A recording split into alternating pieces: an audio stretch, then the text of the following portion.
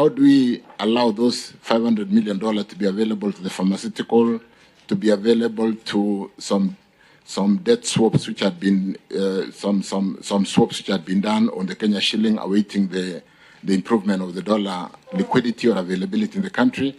How do we deal with the food challenge, given the drought that ravaged this region because of the climate change issues for the last 5 years?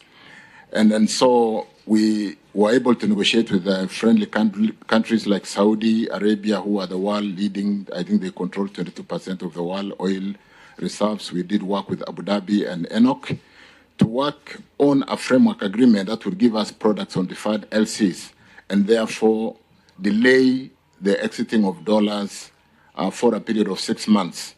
That, honorable members, did give us some benefits in terms of managing the interbank spread, the speculative tendencies which were there, where everybody of the over 100 oil marketing companies were running around town every day looking for dollars for the spot purchase, and exacerbating the depreciation.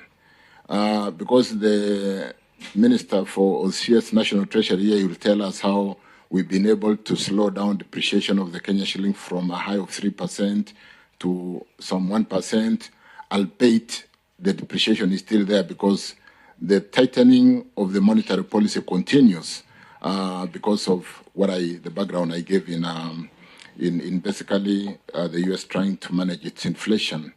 And we've seen countries like China and Russia trading in ruble, trading in their currencies, almost doing a barter trade in efforts to dollarize their economies, and so on and so forth. I've mentioned about tea. Those of us who trade in tea currently are not able to sell our tea because those other countries out there don't have dollars to pay us, and so on and so forth. So this has been one thing that we've done, Chair. We were able then, under that framework agreement, to negotiate for freight and premium because the petroleum products are traded on Platts. The OPEC countries do fixed prices every month on basis of products which is released to the market every month. So because oil is internationally traded and we've got Platts pricing, the only area you compete on is freight and premium. The cost of bringing the product and the premium which is charged by the oil marketing companies, which we did negotiate and got a fairly competitive rate. Kenya today enjoys freight and premium on diesel of $88 per meter cube, against what is obtaining today in the region, where we've seen a high of 260. I think currently Tanzania is having a freight and premium of about $160 per cubic meter or metric ton, if you do some literal conversion. So a high of 160 against Kenya 88. For PMS, we are currently having $95 per metric ton for super or petrol, whereas the region is having a fairly high rate, which I've shown in that document that I did circulate.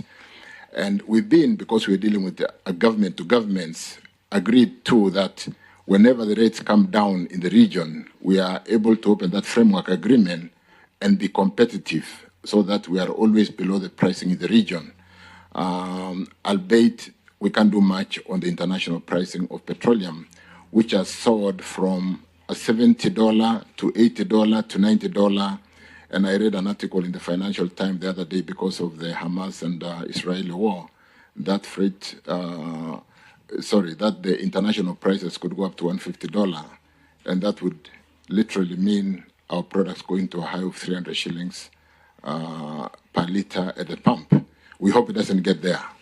So we are almost managing scaling the heights as we chew the gum every day